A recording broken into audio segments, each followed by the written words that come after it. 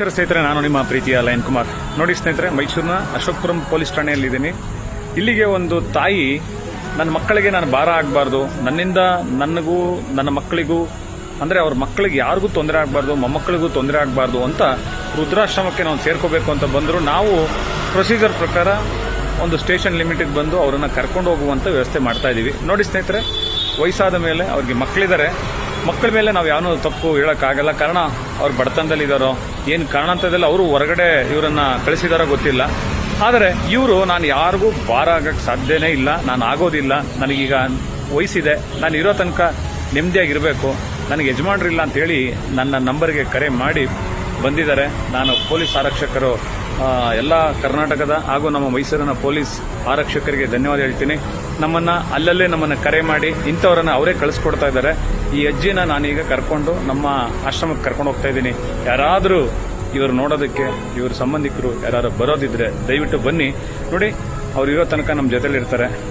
ಅವರ ಚೆನ್ನಾಗಿರಲಿ, ಅವರ ಎಲ್ಲಿ ತನಕ ಅವ್ರು ಬದುಕಿರ್ತಾರೋ ಅವರ ಅಂತ್ಯ ಸಂಸ್ಕಾರವನ್ನು ಅವರ ಮಗನ ಸ್ಥಾನದಲ್ಲಿ ನಿಂತ್ಕೊಂಡು ನಾನು ಮಾಡ್ತೀನಿ. ಯಾಕಂದರೆ ತಾಯಿ ನೊಂದ ಜೀವಿ, ಅಳ್ತಾ ಇದ್ದಾರೆ. ಎಲ್ಲ ಇತ್ತು, ಇವತ್ತು ನಾನು ಕಳ್ಕೊಂಡಿದ್ದೀನಿ, ನಾನು ಒಂಟಿಯಾಗಿದ್ದೀನಿ ಅಂತಂದ್ರು. ಭಾಳ ಬೇಜಾರಾಗ್ತಿದೆ ಸ್ನೇಹಿತರೆ. ಇದೇ ನೋಡಿ, ನೀವು ಈ ವಿಡಿಯೋಗಳನ್ನ ನೋಡ್ತಾ ಇದ್ದೀರಾ. ನಾನು ಮಾಡೋ ಉದ್ದೇಶ ಇಷ್ಟೇ, ಯಾವ ತಂದೆ ತಾಯಿಗಳು ಬೀದಿಗೆ ಬಂದಿರ್ತಾರೋ ಅವ್ರಿಗೆ ಯಾರೂ ಇಲ್ಲ ಅಂತಂದರೆ, ಮೈಸೂರಲ್ಲಿ ಒಬ್ಬ ಲಯನ್ ಕುಮಾರ್ ಅಂತ ಒಬ್ಬ ಇದ್ದಾನೆ, ನಾನಿದ್ದೀನಿ. ನಿಮಗೆ ನನ್ನ ನಂಬರ್ ಕರೆ ಮಾಡಿ ನಿಮ್ಗೆ ಆಶ್ರಯ ನಾನು ಕೊಡ್ತೀನಿ.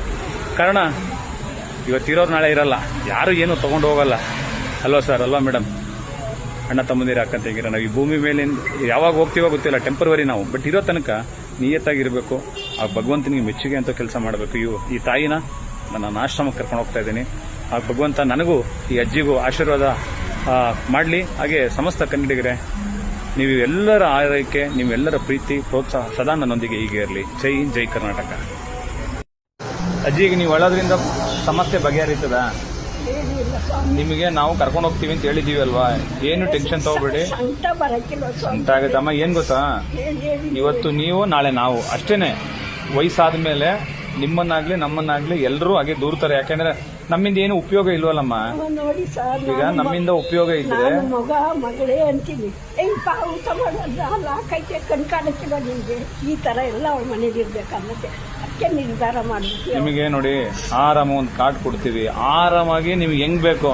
ನೀವು ಹೇಳಿದ್ರಲ್ಲ ತಟ್ಟೆ ಅಂತ, ಒಳ್ಳೆ ತಟ್ಟೆ, ಎಲ್ಲರ ಜೊತೆ ಇನ್ನೊಂದು 20 ಜನ 30 ಜನ ತಾಯಿಂದ್ರ ಜೊತೆ ಕುತ್ಕೊಂಡು ನೆಮ್ಮದಿಯಾಗಿ ತಿನ್ಕೊಂಡು, ವಾರಕ್ಕೊಂದ್ಸರಿ ನೀವು ಮಾಂಸ ತಿಂತೀನಿ ಅಂದ್ರೆ ಮಾಂಸ ಬರುತ್ತೆ. ಏನ್ ಬೇಕು ನಿಮ್ಗೆ ಊಟ ಆರಾಮಾಗಿ ತಿನ್ಕೊಂಡು. ಇಲ್ಲಿ ನೋಡಿ, ಅಲ್ಲಿ ಯಾರೋ ನಿಮ್ಮನ್ನ ಕೀಳಾಗಿ ಮಾತಾಡಲ್ಲ, ಯಾಕೆ ಹಿಂಗಿದ್ಯಾನಲ್ಲ, ಕಣ್ ಕಾಣತ್ತ, ಯಾವ್ದು ಹೇಳಲ್ಲ, ಆರಾಮಾಗಿರಿ.